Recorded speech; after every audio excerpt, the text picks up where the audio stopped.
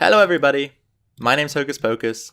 Welcome back to the Minecraft Let's Play. This is episode 28 of the series. And right now, I've found myself in a roofed forest biome, which I've been searching for a while now. You see we've got a little bit over there, a little bit behind me. It's not very big, but we found one. And what I want to do to start this video off is just to gather some wood and get some saplings from these trees, because I've made a decision.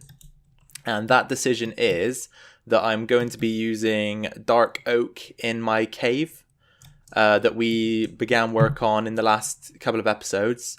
Today I really want to crack on and get the enchanting room up and running and finished and designed. So regardless of whether or not I have inspiration for it, which I'm honestly still don't know where to take that. I don't know which direction to take that room in. Regardless of that scenario, we're going to go ahead and make sure that in this episode we get that finished. So you've heard it here. If I don't finish it in this episode, I'm a failure. So we need to make sure we get it done. So just for the time being, I'm going to be here collecting a little bit of wood, some saplings, so that we can regrow these trees once we get back to our base, which isn't too far away. We're only around what would it be, like 400 blocks in the X and the Z coordinates. We're only about 400 blocks out in both of those coordinates, so we're not too far away from the base by any means.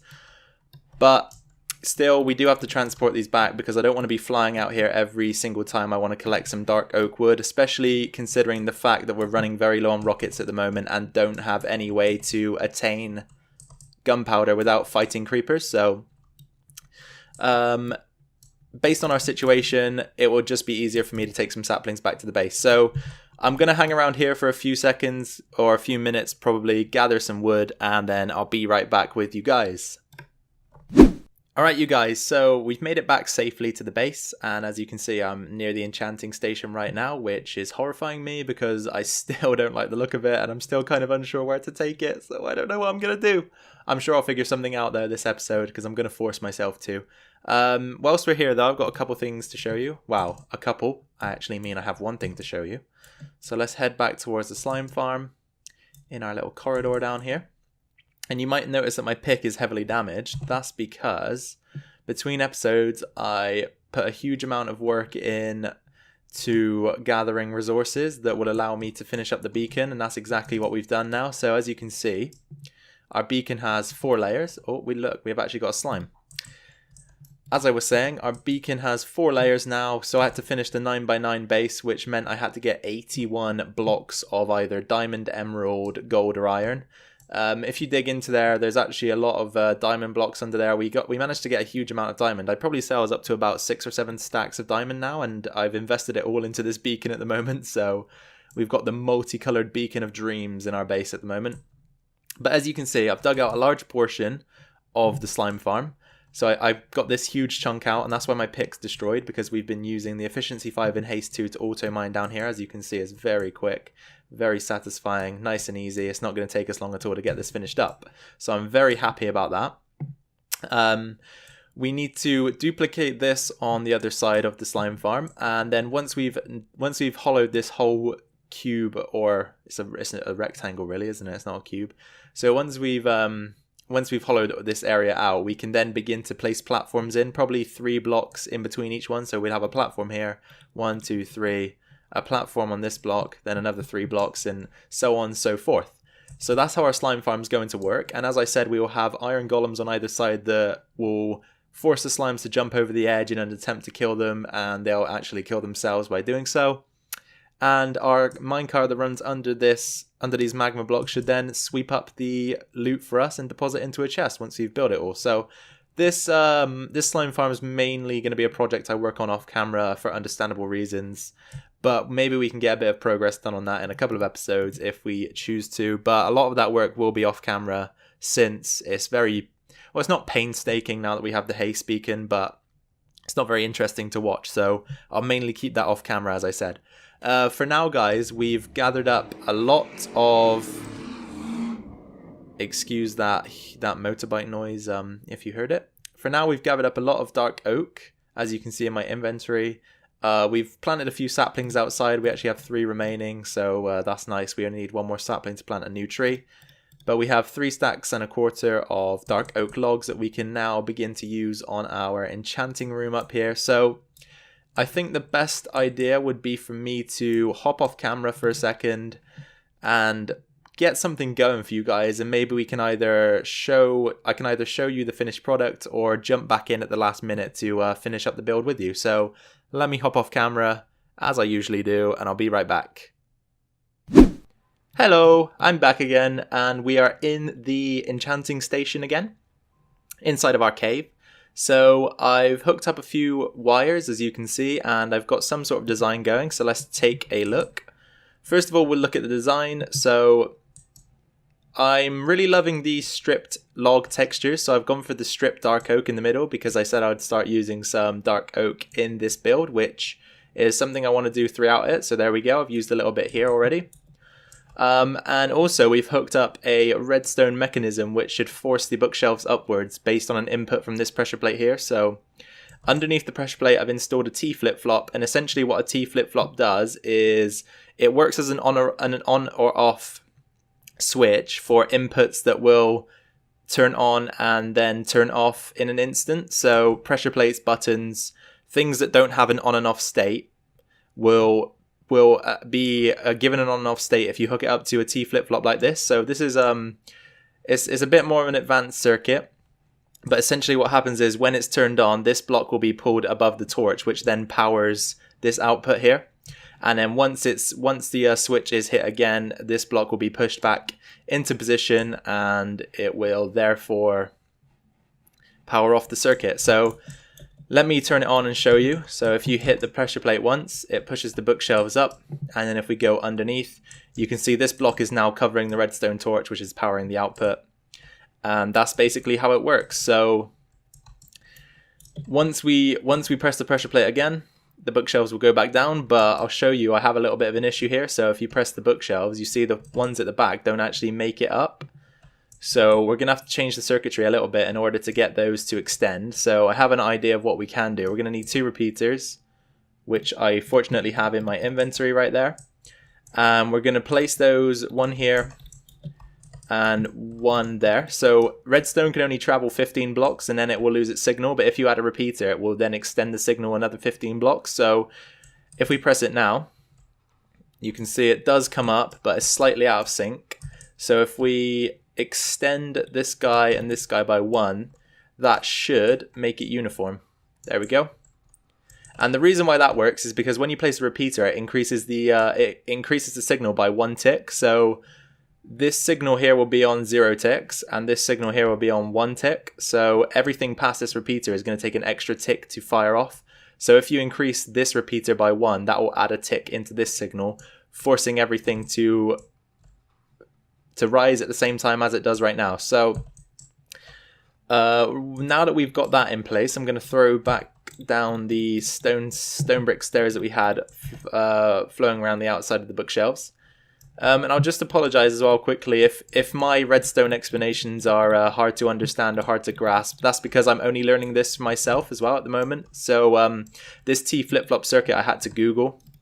So it's not, don't worry, I'm not like a redstone professional or anything like that myself. I have to Google these things also. So I'm just trying to explain it to you guys as best as I can, so that if you want to decide to use something like this in your world, then you can go ahead and do that. So the circuit is called a T flip-flop circuit. If you Google it, you'll get very informative videos and articles that explain how to create it and what it does. It will probably tell you a lot better than what I did and in fewer words as well. So if you want to check that out, make sure to check that out for yourself. So let's just lay down a few more of these slabs. We're going to have to go for slabs here because otherwise the circuit won't work. So now you can see that we have this mechanism. If we place a block here, we can then run up to the enchanting table. And if we place anything inside that doesn't have an enchantment, we should be able to get the level 30 enchantment, no issue. So now that we've got that working, we're obviously going to have to move on to setting up some sort of design around this build. So that's probably something I'm going to do off camera here. So let me get to it and I'll catch you guys in a second. Alright then guys, we are back, and are you ready for the grand reveal of the trading? The trading? Alright, I screwed up the grand reveal. Alright, let me try that again. Are you ready for the grand reveal of the Enchanting Station in our cave? If you are, then I'm glad, because 3, 2, 1, boom. There we go. So it doesn't look much yet, I know, but let's walk towards it. As you can see, the bookshelves come up, then we can use the enchanting table as we want.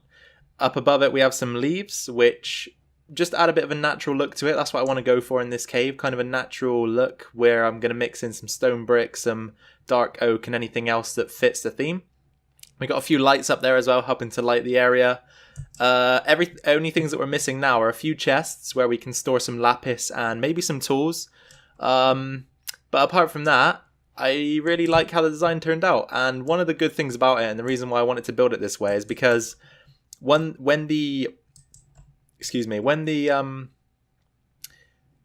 enchanting station is in this state where the bookshelves are lowered, you can walk over it freely, and it basically means that it can be in the middle of an intersection, which it is, without causing too many issues. So you can just run across it and run into the next room, or you can run across it, run off into the next hallway, which may go this way or it may go up here, and it doesn't interfere, if you see what I mean. But then when you press the pressure plate, there you go, the enchanting station comes into full effect, and you can use it to enchant your tools, which is nice. So, as I said, I've still got a little bit more work to do on it here, so let me do that for you guys off camera, and once I've made a little bit more progress, we'll return once more. Catch you in a sec.